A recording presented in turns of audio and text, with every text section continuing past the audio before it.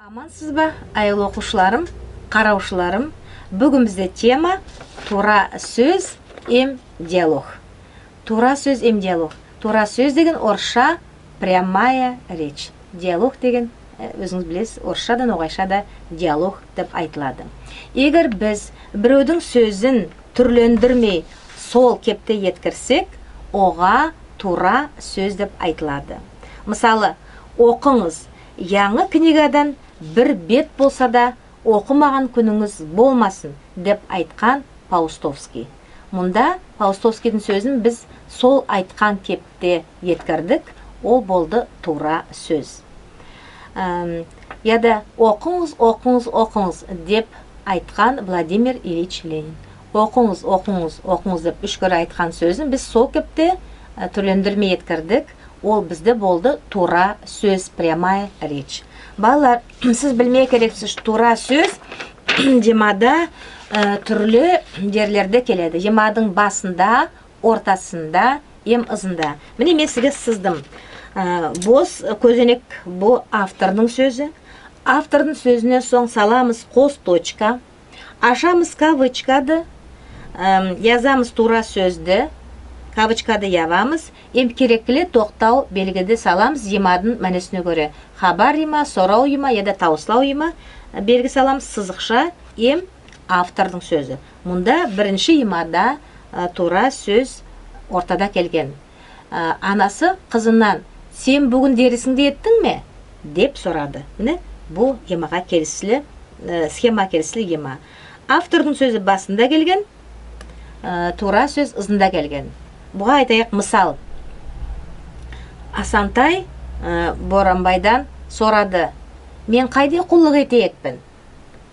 Көресіз бе? Тура сөз келген соңда қос точка саламыз, кавычкада ашамыз, соң кавычкада яғылып, саламыз яда точка, яда сорау, яда тауыслау белгісін. Тура сөз емадың басында келсе, кавычкады ашамыз, соң тура сөз біткен соң явамыз, сызық, запятая, яда сорау белгі, яда тауыслау белгі, соң язамыз автордың сөзін. Егер біз тура сөзді түрлендіріп айтсақ, мысалы Владимир Ильич Ленин оқудың ақында айтқан деп, мысалы да, білім алудың ақында айтқан десек, ол сөз болады қия сөз, косвенная речь. Мысалы, біз келгенлі 15 күн болды, деді Асантай. Мысалларды мен сізге яздым қағытқа. Біз келгенлі 15 күн болды. Бірінші кесегі тура сөз емадың алдында келген. Деді Асантай деген болады автордың сөзі. Міне, сөлгі емада, көресіз бе қайтып, Мичурин автордың сөзі, сіз үшін іслеймін деп халыққа қарап айтты. Тура сөз емадың ортасында келген, соң тағы да автордың сөзі келеді. Алтын балық судан толқын үстіне шығып, не зат керек саға қарт, деді. Мұнда бұл емада тура сөз емадың ортасында келген. Қарт балыққа басын иді, ая мені балығым, деді. Бірінші кесегі мұның автордың сөзі, екінші кесегі тура сөз, прямая речь. Міне, ертегіден алдым, месіге бір екі мысал. Қайтып непсе қор құртқа, дүнияға тоймай, ақшаға алтынға тоймай, ызында бұзылған ләгеннің янында қалады. Бұл ертегі сіз білесіз, әдемді игі болмаға, алал, таза болмаға, емсұн болмай ярамайды деген затқа үйретеді. Сонда тербия береді. Енді қараңыз балалар, диалог дейін. Диалог дейінес? Диалог ол екі әдемнің бір-бірісімен, яды екіден артық әдемнің бір-бірісімен сөйлеуі болады. Мысалы, қойын қайда? Алатауда. Не отлайды? Юсан отлайды. Біреу сұрайды, екінші әдем жауаплайды. Бұға айтылады диалог деп. Диалогта, балалар, автордың сөзі болмайды. Сонымен ол тура сөзден басқаланады. Еді мынандай ойын ойнаймызда біз көкте не бар? Көк шешекей. Жерде не бар? Жер шешекей. Қазанда не бар? Қайқана. Ашы көтер мені арқаңа.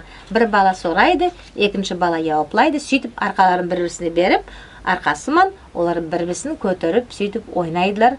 Сорау ема ем жауаплайды. Сорау емаман хабар емада түзілген сондай ойын. Бұрын заманда сондай ойынлар ноғай тілде көп болғанлар. Олардың ақында бізге белгілі фольклоршымыз Тахир Ахмабетов көп язады. Балалар, сіз білмей керексіз, тура сөз прямая речь, қия сөз косвенная речь, диалог екі яда екіден артық адамның бір-бірісімен сөйлеуі. Онда диалог жазған заманда әрбір адамның сөзінің алдында біз саламыз сызықшалар, білесіз да.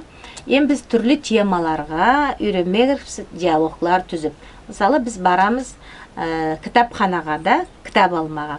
Сен қайда кітап алма сүйесің? Мен Гамзат Ажгелдиевтің ендігін аламын.